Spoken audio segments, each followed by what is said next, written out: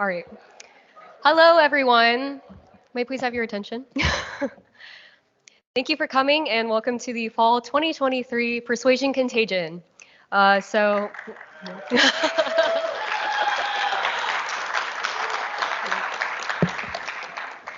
so just to briefly introduce myself, my name is Emma Jones. I was the winner of the Spring 2023 Persuasion Contagion, so I have the privilege of hosting us today. And I'm so excited to hear all these wonderful speakers who presented their topics last week and were chosen to participate in this final round. So you'll be hearing 5 amazing topics and amazing presenters today, so please stay excited. So just a couple things before we begin. Our CTX communication social media is available through Instagram. So if you would like to follow that or keep up to date with the things that our comms department is doing, please go ahead. And we will briefly introduce our judges. So they are over here. Molly Celestine, please stand up and raise your hand. We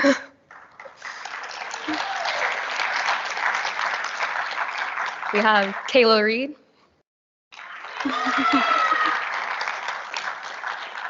And Joel Kaufman.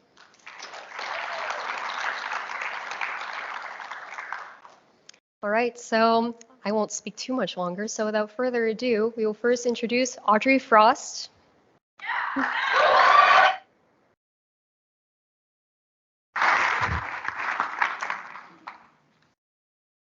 Good morning. I would like to start off today by introducing you all to my little brother, Jaron. Jaron is 16 years old, and he is the funniest person I have ever met. He never misses a mark with a joke. This guy is one of the most loving, compassionate, and servant leader people ever, and he's probably one of my best friends. But it wasn't long ago that I didn't even recognize the boy that I was looking into. It was things like he would come into lunch and he would sit down at the table and he would put his head down and he wouldn't say a word. Or he would come home at night from a long day at school. He would go to his room and you could hear the sniffles coming across the way as he was crying in his bed alone at night. It took me going in his room and sitting with him for hours to find out that he felt alone. He felt these overwhelming feelings of depression, anxiety, and such strong suicidal thoughts that he even had a plan to end it all. I'm sure many of you in this room have probably felt this way before, and not only that, you probably know someone who has experienced these emotions. But I'm here to tell you today that you're not alone. An article I found in September of 2023 on the trajectories of loneliness, depressive symptoms, and anxiety talks about how all of these symptoms can lead to suicidal thoughts. But I want you to just, whenever you're experiencing these thoughts, go back in time to whenever you were in kindergarten and you had the toughest day at school because nobody wanted to play with you at recess and you didn't get to do a cool like bubble lab in science. You came through the door and you're about to burst into tears, but you see that your mom has made you a peanut butter and jelly sandwich. You rush over to the counter, you pick up the sandwich, you take a bite, and you just taste the softness of the bread, the saltiness of the peanut butter, and the sweetness of the jelly. And you're just overwhelmed by how much the simplicity of the sandwich could bring so much peace and calmness in your life. By the end of this speech, peanut butter and jelly is no longer going to be just a sandwich, but something that gives you purpose and momentum in your daily life. I'm extremely passionate about this topic because I was able to watch it transform my brother from someone I couldn't even recognize into the boy that he is today. By examining life through making a peanut butter and jelly sandwich, with the bread symbolizing faith, peanut butter representing community, and jelly signifying things that bring us joy, we can explore the importance of balance and mindfulness in crafting a more fulfilling and satisfying life. The problem with the world today is that people are operating with a lack of purpose. An article I found in August of 2023 talks about how individuals with higher self-efficiency tend to experience more positive emotions, whereas individuals with lower self-efficiency tend to experience more anxiety. Another article I found in 1986 talks about how individuals with a lack of purpose tend to experience more suicidal emotions and thoughts. This goes to show that it's not something that's just affecting our brothers and our sisters, but something that's affecting our grandparents and our parents, or even your children. The solution is that people need faith. There's a longing for community and a desire for joy in this world. Family stability can bring joy when stress takes hold. Joy is among the common features of faith, and not only that, but it's a light shining in darkness. So I challenge you to start your day with a little bit of intention. Maybe you get up in the morning and you do a prayer or a devotional. Maybe you are super athletic and you like to go on a walk or a run in the morning. For my brother, it was going to band every single day because his first class and that first 45 minutes gave him a reason to get up, get started, and not only that, but gave him a little bit of a tune to sing throughout the rest of the day. A Navy SEAL admiral shares his reasoning for making his bed every single morning because it gave him that first task of the day, which gave him the motivation to do another task and then another task. Some people may argue that there's just not enough time. Maybe you are a college student and you have classes and essays, or a student athlete with practices. But this isn't something that only takes time, it's something that takes thought. You can do this when you're walking to class, or driving to work, or even before bed at night. I want you to make notice of how these are present in your life. Whenever my brother was experiencing these things, he started getting more involved in our church and talking to our pastor. And that was the bread of his day. He was able to talk to me, his sister. I was his community, his family, his friends. And even that, find something that brings you joy. Maybe that is a sport or band, or you like coming and judging these competitions because it puts a smile on your face. I want you to be intentional about this. Maybe get a journal and write it down every single night. What was the bread of the day? What was the peanut butter of the day? And what was the jelly of the day? And if you're not a journaler, that's okay. You can just reflect on it and think about it, like I said, when you're walking to class or driving to work. This is Jaron now. After focusing on these 3 things in his life, he was able to completely turn it around. And not only that, but I recognize the boy that I look into. Today at exactly 2:30, he's going to be performing in the state marching band championships. Look at that big smile. If you are feeling like this, make your life into a peanut butter and jelly sandwich. Thank you.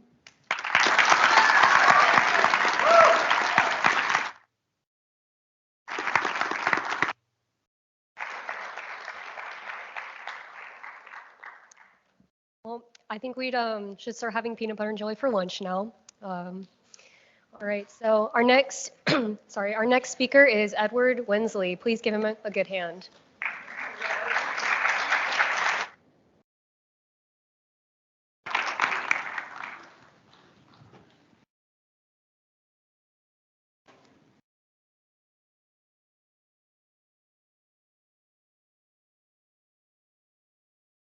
How many of you were aware of the shooting in Maine that occurred last week? A show of hands. All right, we got a few. Good, excellent. Or what about the current conflict that's happening in Israel? Show of hands. Excellent, you guys are doing very well.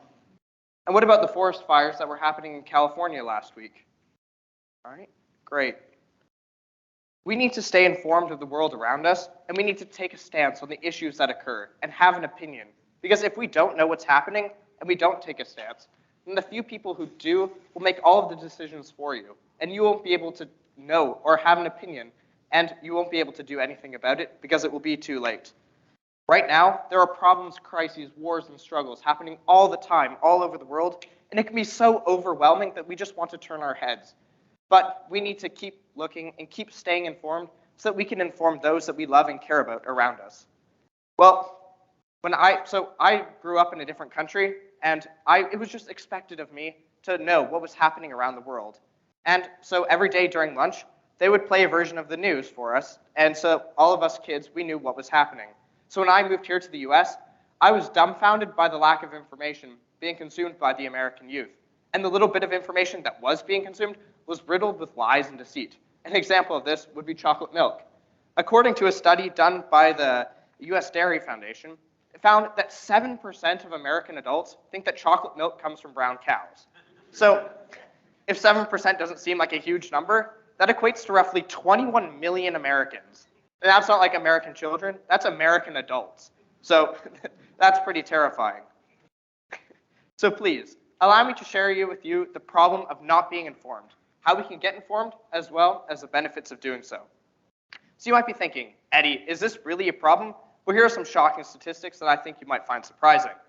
According to a research study done by the Wall Street Journal, only 20% of Americans claim that to be subscribed to a local news source. So you can see, like, only 20%. That means the rest, 80%, don't even know what's happening. Also by the Wall Street Journal, 51% of Gen Z teens claim that they get their information from social media platforms. And by the BBC, they state that 31% of Americans aged 16 to 24 claim that they care a little bit or somewhat about politics. So why is this a problem? Well, this is a problem because when you don't know what's happening around you and you're not aware, then you can't make decisions and you can't have an opinion. And the very few people who do will decide everything for you. And that means that the few people, they'll be able to take control of your life and they'll make decisions and you won't know what's happening or why they're doing it. But thankfully, there's a very simple solution for this. All you need to do is find a reputable source. So all of you here probably already consume a lot of information every day. You probably scroll on social media platforms for hours and hours and hours. All you need to do now is take a couple minutes and just research those topics and see is what just like popped up on my phone actually happening. So I would find just maybe like one source and just take a couple minutes and just look up, is what I just found actually happening? Another great way to stay informed is to talk with your community members. Because if you find out something interesting, share it with the people you love. That way, they'll become more informed and learn from you. Then also, you might learn something from them. So that's why you should keep staying informed and how you can get informed.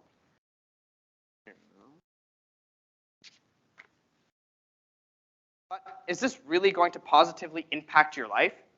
Well, and you might still be thinking, like, well, okay, like, do I really need to do this? Well, according to a Pew Research study, informed people are wealthy people. And so informed people are very wealthy. And wealthy people are more likely to stay informed and be hardworking as well as intelligent. So you can see that it can definitely pay off to stay informed. As well, and another benefit of being informed is that you'll be more interesting to talk to.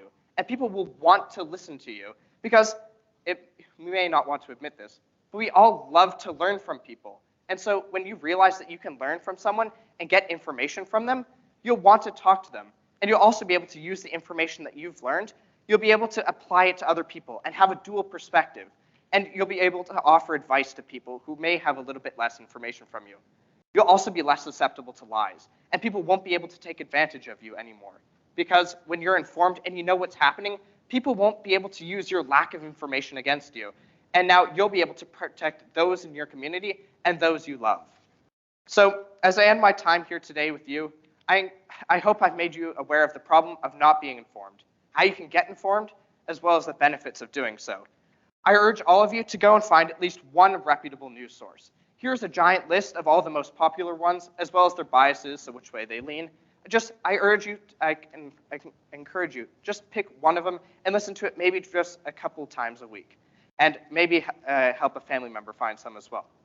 So let's protect ourselves in the future. People, let's go get informed. Thank you very much.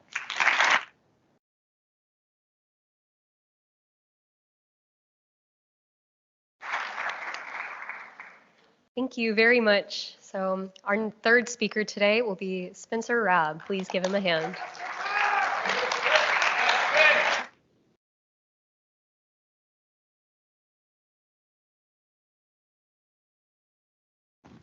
Okay, all right. I would like to start out with a question for everybody. What do you think a Roman emperor and a Holocaust survivor have in common? And no, that's actually not a trick question. For the two people that I'm referring to, someone at the absolute top of the world and somebody at the bottom, they did have something in common. They both practiced the philosophy of Stoicism, which is the idea that we control ourselves and our emotions, and we control what happens to us in our lives. I personally believe that there's great wisdom to be found in the words of people of the past. And it kind of gets lost in our modern world. We think, what can somebody that lived 100 years ago, 1,000, 2,000 years ago have to teach me about life today? But these timeless truths are just as true today as the day that they were committed pen to page. And I'll tell you guys, I'm not any virtue of Stoic thought or anything. I feel a lot of emotions, just the same way as everybody else does. In fact, I feel quite a few emotions down here right now. But I would consider myself kind of a Stoic, curious person. I try to do my best to improve myself and learn how to be a better person. And I personally believe that if everybody in this room learned some facet of Stoic ideas and started to input them in their lives, we would all walk out of here happier, more fulfilled people. And what I'd like to share with you today is how we have an epidemic in our modern world of people that feel like they don't have any sense of agency, control over their own lives, how that leads to anxiety and depression, how Stoicism can actually be one of the answers to that issue, and how you can learn more about Stoicism and start to input some Stoic thought into your own life. And it really shouldn't be a huge surprise in our modern world that a lot of people feel a lot of depression and anxiety. I mean, you watch the news, that's just all that people are talking about all the time. There was actually some really interesting research out of the Department of Psychiatry from Icahn School of Medicine at Mount Sinai, and they found that people with depression and anxiety often feel like they had no sense of agency or control over their own lives. And if you feel like you don't have any control over what happens to you, of course you're going to be depressed. But Stoicism can actually be the answer to this issue. And you might be asking, what is Stoicism? Well, to condense thousands of years down to a little bit, it's an ancient Greek philosophy that emphasizes the idea of control over your emotions and the ability to differentiate between the things you can control and those that you can't. And that is what you focus on. And you also might be asking, what is agency? Well, agency is the sense that you are the person that controls your own story. You are the one causing things to happen in your life. For every action that you have, there is a reaction in the world.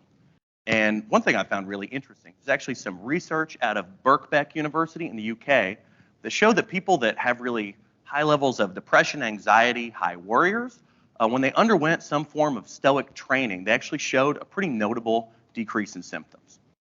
And now I'd like to talk about one of the most important people in the history of Stoicism, and that is the Roman emperor that I alluded to earlier, Marcus Aurelius. So Marcus was a Roman emperor from roughly about 2,000 years ago, and he really fit the mold of a philosopher king, I would say, better than anyone else I've ever heard about in history. And what I'd like to talk about today is the book that he wrote, Meditations, which is considered to be really the seminal work on Stoicism. And what's really interesting about this is he had no intention of this being published. These are personal notes from the most powerful man in the world to himself, trying to remind himself to be a better person. And I'd like to share a couple of those quotes with you guys. I'm not going to read all of these, but I like this first one quite a bit. You have power over your mind, not outside events. Realize this and you will find strength. And also, waste no more time arguing about what a good man should be. Be one. This is a guy that has unimaginable power, and he's trying to remind himself to be a good person and be the best version of himself. And I'd also like to talk about the Holocaust survivor I alluded to earlier, and that is a man named Viktor Frankl. So Viktor Frankl was an Austrian Jew. He was a very famous psychologist and founded the concept in psychology of logotherapy. And he actually survived the concentration camps. And his mother, father, brother, and wife all died in the camps. And obviously it's absolutely about as bad an experience as you can have. His experience drove him to write Man's Search for Meaning. And I'd like to share a few different quotes from that show some concepts of Stoic thought a little bit. Everything can be taken from a man but one thing, the last of the human freedoms, to choose one's attitude in any given set of circumstances, to choose one's own way. And when we are no longer able to change a situation, we are challenged to change ourselves. man that's in the absolute worst circumstance you can imagine is telling himself, you have power over your own mind. You have power over what you put out into the world, even if you can't control everything around you all the time. And I think there's a lot of misunderstandings of the term stoic in our modern society, and I think stoic is usually synonymous with stone, like the statue of Marcus Aurelius, and kind of dour, boring, emotionless. That's not what it's supposed to mean. It's supposed to be not showing no emotion. It means controlling your emotions and not letting them control you. And if you guys actually want to learn a little bit more about Stoicism, my meditations, this is about $10. You can get it off Amazon. It's a little tough to follow it sometimes because it's not a strict narrative, but the pithy sayings in here from the most powerful man in the world to himself are really just very, very interesting. If you want to find somebody that can explain Stoic thought just a lot better than I can, there's a YouTube channel called The Daily Stoic. And this guy, Ryan Holiday, talks extensively about Stoicism. And what's actually really cool, he owns a bookstore in Bastrop, so he's a local. And you can go in there and buy meditations. He's written a lot of different books on Stoicism. And if you get lucky, you might even get a chance to meet him. And just to kind of recap, the next time you find yourself in a really difficult situation and you can feel your emotions getting away from you, just remember, you have control over them, and you do your best to put the best version of yourself out into the world. And also, give yourself a little bit of grace. Nobody, not even Marcus Aurelius, was able to be perfect all the time. Thank you.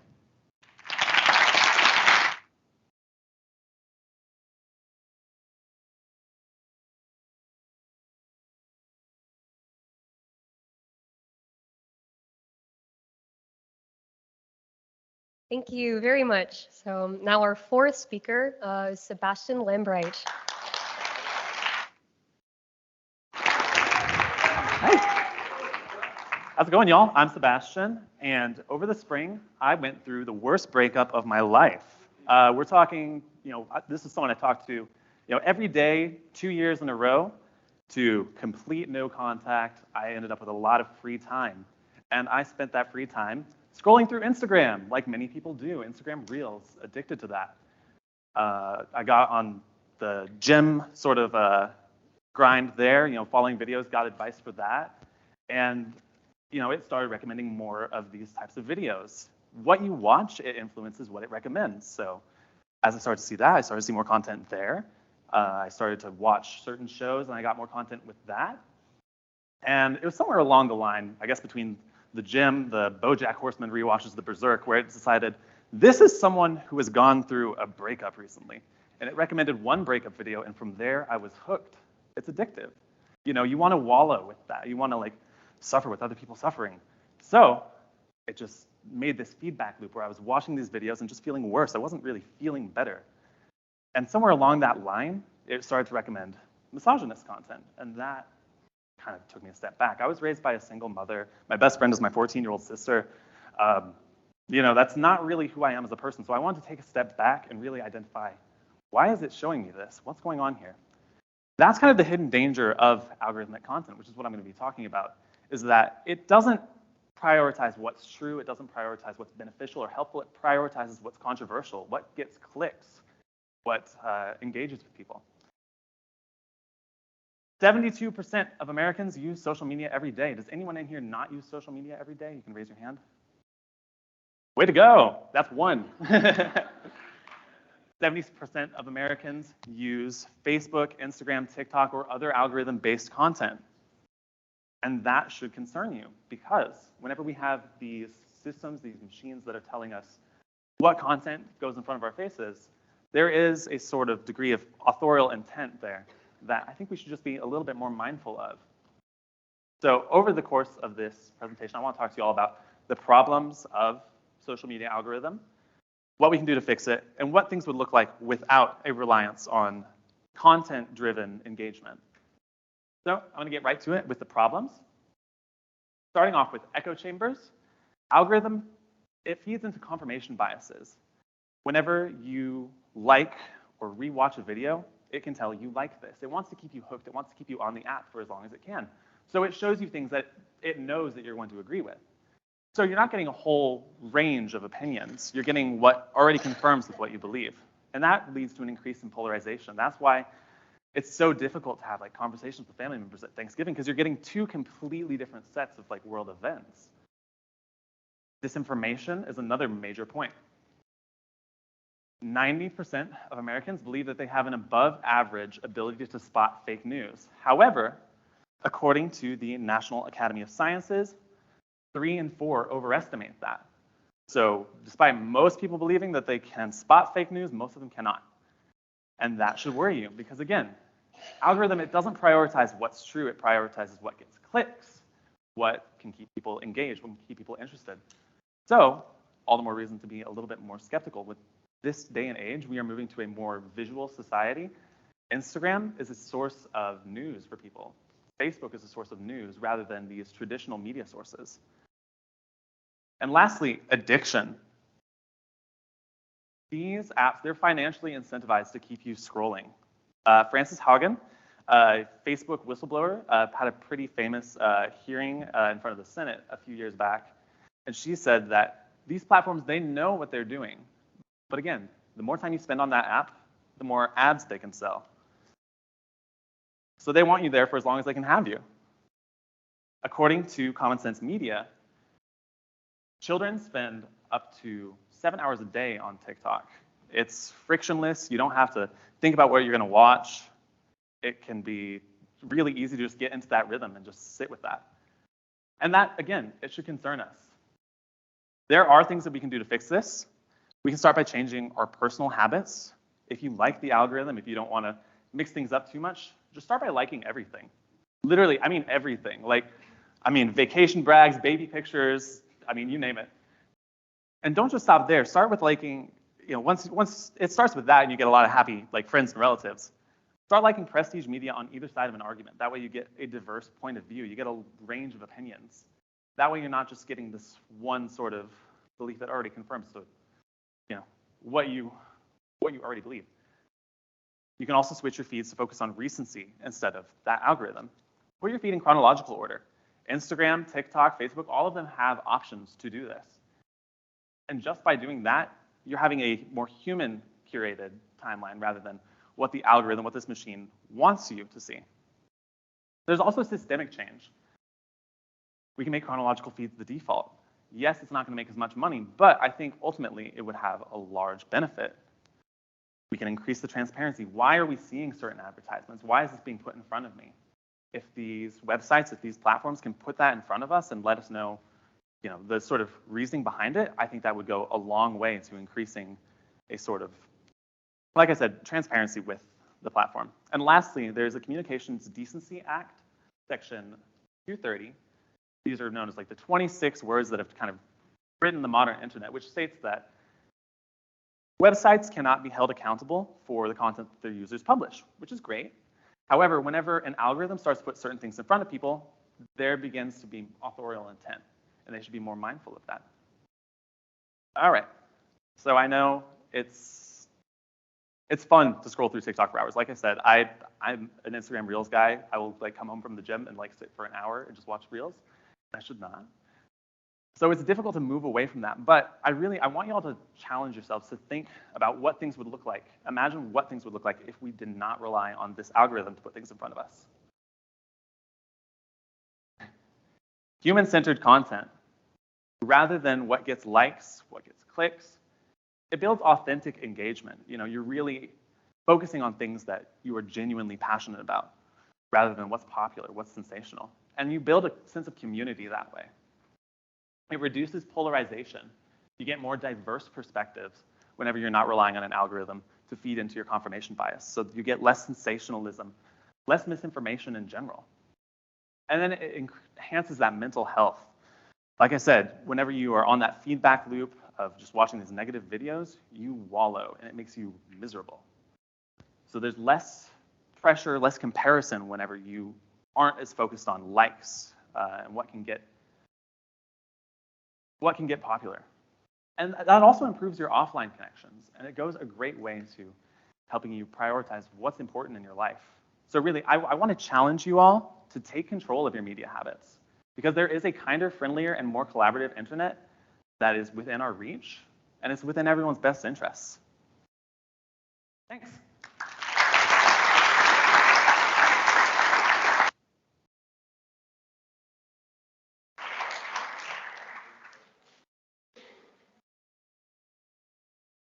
Thank you very much. And our final speaker of the day is Elise Crutcher.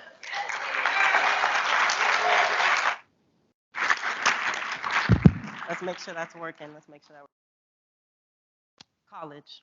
We're all living in it, and we can all agree that in the mix of failed relationships, exams, and stress, we all have fun. But how can we turn this fun into tradition? What do schools like St. Edward's, UT, and Texas Tech all have in common? They have tradition. They have community. They have togetherness to make that happen. My name is Elise, and today I'll be talking about redefining tradition here at Concordia. This is me. I am a poli-sci major. I'm on my junior year, and I'm in groups like SAC, traditions teams, student government, and I'm also a basketball and track athlete. And I've been a part of many of these groups that have introduced me to their own individual tradition. But tradition didn't start for me until I started Embark. Embark is a thing that all freshmen have to go through. We do traditions, activities, we do team building, we do all that stuff. And that introduced me to the culture here at CTX that I call home now. So ultimately, what is tradition? Tradition can be defined by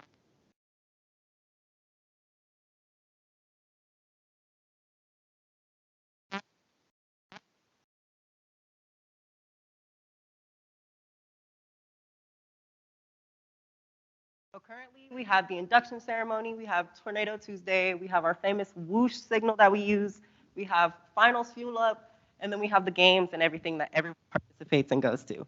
And there's many more where that came from. Older traditions that we have include Purple Rock, which started at our old campus by a group of sophomores in 1986 or 1968 who decided to move this big rock in front of their classroom to stop their exam. And honestly, it only worked for 24 hours and they had to take the next day. Next, we have our Nature Fest here on campus where we take the week to give back to our preserve, pick up trash, plant seeds, and all of that. So if we have, talking about, why am I up here standing in front of you talking about events and all this stuff? The problem is that we have no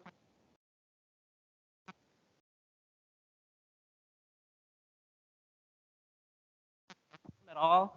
And then we have the people who do come, but it's like, what's the fun in coming to events when there's barely anyone there? So we are a smaller campus. And we're not UT, and we're not Texas Tech. But we can make our university go from thin to thick. And when I say thin to thick, I'm not talking about big and popular. I'm not talking about UT. I'm not talking about Texas State. I'm talking about making one that leaves a mark on you, that leaves a mark on your identity in the whole.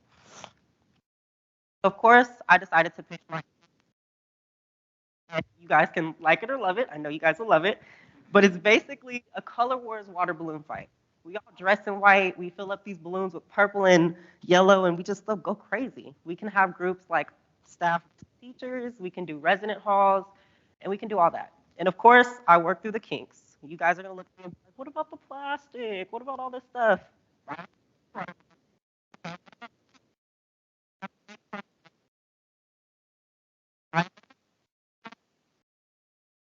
Make it happen. What are some benefits of doing all this stuff? Benefits would be we'll be able to establish more participation. And ultimately, bring more meaningful tradition back to our campus. We can also ultimately benefit to our core values, more inclusion, more trust, more courage, more friendships, more care for others, ultimately leading to one vocation. So I want to take time to point out a group here on campus that's starting their own tradition. We have the CTX Spirit Squad, started by Divya, who is an RA here. And I asked her, why did you start this group? Why do you think tradition is important to you? And she said, as far as tradition, I'm definitely with you, and I'm all about it. I want to represent us and just add culture to what we have going on here to make it more lively. And of course, that's what we need to do. So set these traditions if they won't last without participation.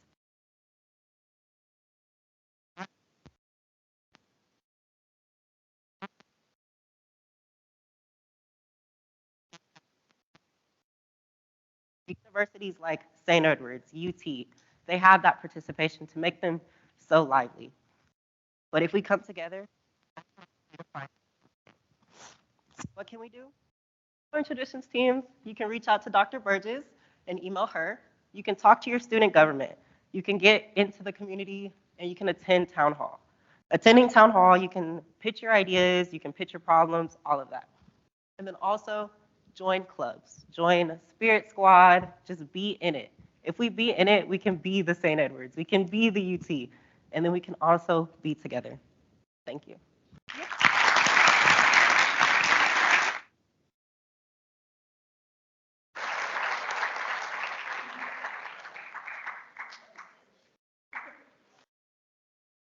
Thank you very much. Those are all really, really good speeches. I hope y'all enjoyed listening to them, and I hope y'all learned something from them as well. So now I'll just be talking as the judges start finalizing their scores, and then we'll start tallying them, and then eventually toward the end, we'll be announcing our winners. So just to get you excited about that. But first, I will be talking about our sponsors for this semester's Persuasion Contagion. I would love to thank our university, Concordia, Texas, for all the participation and support that they have, as well as the bookstore. I would also like to thank our campus Starbucks here, the brand Sodexo, and as well as HEB.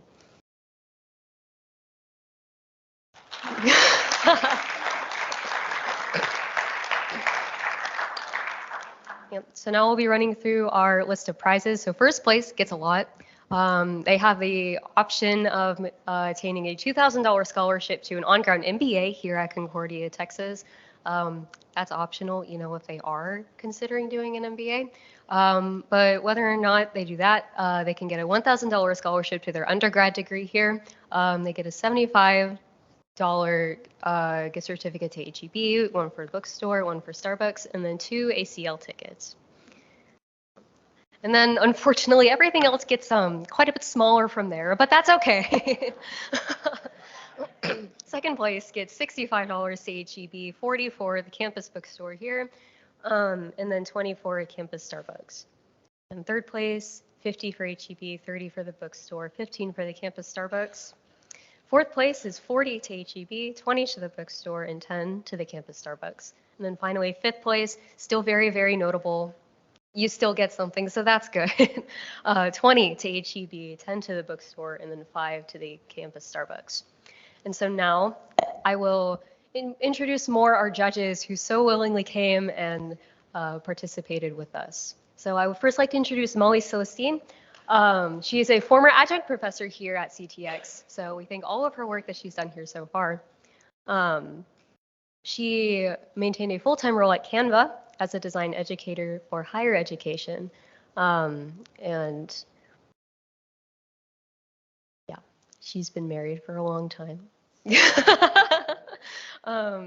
And she loves talking about Canva. So shameless plug for Canva. If anyone would like to talk with her about it, go ahead. And now we have Kayla Reed. She's a graduate of Concordia here, soon to be MBA graduate as well. So she has found her role at, Whole Foods, yes. And also CASA, court-appointed special advocate in Travis County, and so promoting change and good communication for us in this area. And then finally, last but not least, we have Joel Kaufman. He's an executive director at Recognize Good, a good Austin-based nonprofit, and serving for public gratitude and as well better communication and the spreading of good throughout our area. So please give them another big hand for their participation.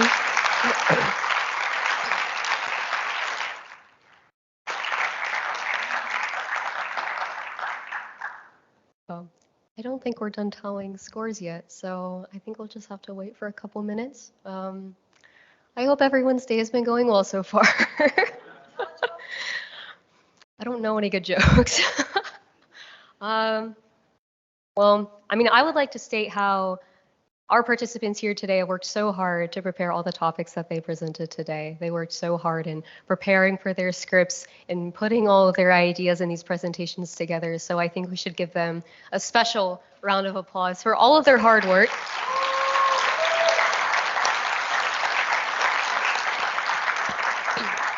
Because speaking from experience, it's very nerve-wracking to come up here and speak to people. Even now, like, I'm still feeling some nervousness, but oh, thank you very much. So, yes, everyone who participated here today has done such a good job. So I'm excited for all the places that we have set up and all the prizes set up and all the judges and our audience, of course, for coming out and listening, because without y'all, it would be really pointless having this. So, yeah, I don't know what else to say now.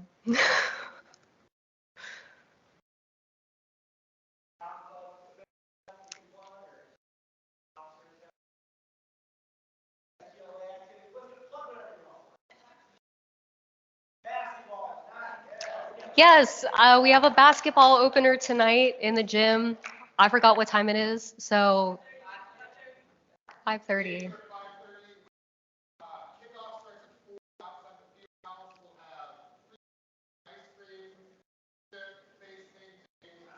Cool. Yes. Yeah.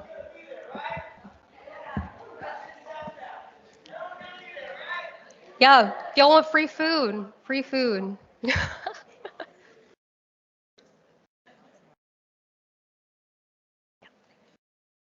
All right. It is in. We have our results. So starting from fifth place, they will be receiving just 3 of those things. Still very, very good. Our fifth place winner is Spencer.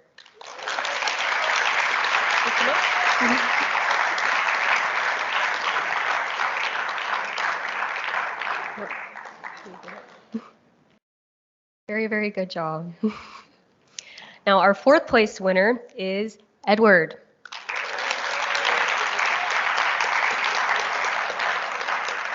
Excellent job. Now, our third place winner is Elise.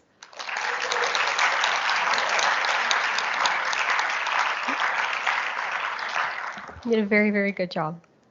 And now our second place winner, it's between just 2 of y'all now. Second place goes to Audrey.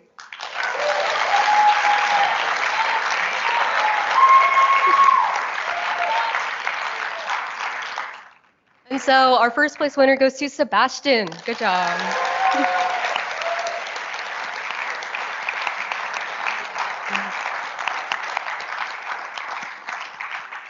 Once again, all of our participants have done such a good job. They pulled all their topics so well. They presented so well. So they all deserve all the recognition that we have given them today. And so finally, it has come to the end of the event. So I thank you all for coming. I thank you for the judges. Thank you for the CTX Comms Department and this university, of course. Judges, please stay, and participants, please stay. We're going to have a bunch of pictures afterward. And if any of y'all want to hang out and come just talk with any one of us, please feel free to stay. Thank you.